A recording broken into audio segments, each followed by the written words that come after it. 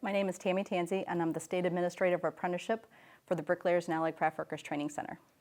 Well, my job is, I wear a lot of hats actually. I recruit apprentices. I'm out at vocational and regular high schools looking for folks that maybe are not equipped for or able to pay for college, who want to make a good living and have a career for themselves. I also track our apprentices from day one. I sign them all up, so they're all my children. I sign them all up. I follow them from day one all the way through their apprenticeship. I make sure that they get their raises on time. They have to meet certain requirements of on-the-job training as well as classroom time in order for that to happen, so they're very dependent on me to make sure that those things are taken care of. I take care of state requirements for the state. We're constantly working on different programs to try to recruit different females, minorities, different groups and demographics. So we say bricklayers and allied craft workers, but our allied craft are what most people aren't aware of. Everybody kind of knows what brick and block are. You drive by buildings every day. But we also educate marble masons, stone masons, tile finishers, tile setters, terrazzo masons, trying to think about cement masons, plasterers. So, and PCC, which is pointers, caulkers, cleaners, they do restoration work. So there are a lot of trades that we cover.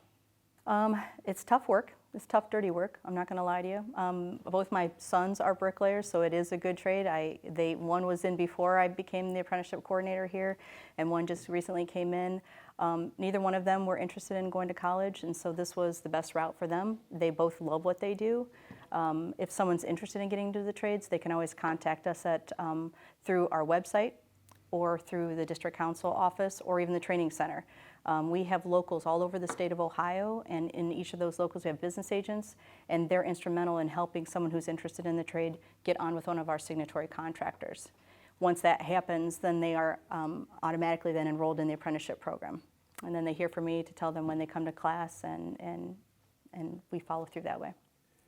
In order to become an apprentice with us, you have to be able-bodied, so you want to be physically fit. That's not a deal breaker if you're not. You're always going to get there eventually. You have to be 18 years of age, be able to pass a pre-employment drug test, have a valid driver's license, and good transportation. Those things, you definitely need those things to be in the program, but also to be successful. If you can't get to work, you don't have the wherewithal to finish things, you're not going to be successful. But once you come into the program, the majority of your training is going to be in the field. Our apprenticeship program is 6,000 hours of on-the-job training over a 4-year period. Each of those 4 years, you're in the classroom only 20 days. So if that's an indication, you're spending 160 hours in the classroom and 1,500 a year in the field. We teach them things here, safety, they get OSHA training here, they get some other specialized training, they get OSHA training, things that they wouldn't necessarily run into in the field on a daily basis, but things that they should know. So when they complete all their hour requirements and their classroom requirements, they become journey workers. And they get a credential. They get their IU card, their International Union card that says that they're journey workers. They can take that credential and they can work anywhere in the world, anywhere. If they can follow the work, they're welcome to work anywhere. Our apprentices, when they graduate, it's a big feather in their cap, and it's like completing a 4-year college. Well, the apprenticeship program, in my opinion, is fabulous. It's a little bit different. It is the other 4-year degree, if you will, but it doesn't cost you anything. Our apprentices come to school entirely for free. Portions of their pay and portions of fringe benefits that are paid by their contractor go to pay for the training center and all of our materials. First-year apprentices, if they don't have or can't afford tools, we provide them with a starter set of tools.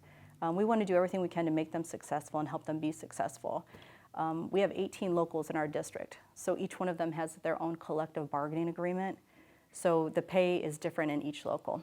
Our training center is actually in Local 5. Apprentices here start at over $17 an hour. That doesn't include the fringe benefits that are paid for them in addition to that $17 by their contractor for their international pension, for their local pension, for their health and welfare. It's a good living. And they give them credits for the classroom time that they're here. So at the end of their apprenticeship, if they've not chosen to take their gen ed classes, they'll come out with half of an associate's degree of science in their trade. It's paid for entirely through the training center. We have apprentices who take night classes and take their general education classes like their math and Englishes and things of that nature, and a lot of them come out at the end of that 4 years, and not only do they have their journeyman's card, but they also then have an associate's degree of science in their field of trade that could be a springboard for them to take them on to other things. They can maybe go on to get a bachelor's degree. They can be project managers, owners of companies, estimators, foremen.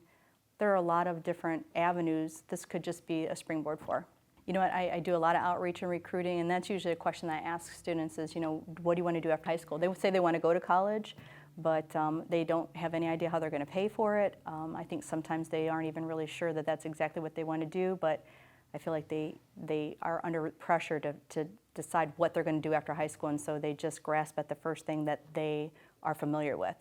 We're a totally different pathway, and I let them know that there is no cost for education, but it also, if they really don't know what they want to do, they're getting college credits, but it also buys them some time to grow up a little bit and maybe make some decisions and maybe develop ideas about other things that they want to do. Maybe they're going to stay in our trade for forever, maybe they're not, but if they leave here with that half of an associate's or associate's degree, they also have that journey workers card that no one can ever take away from them. That's a skill that they can use for the rest of their lives.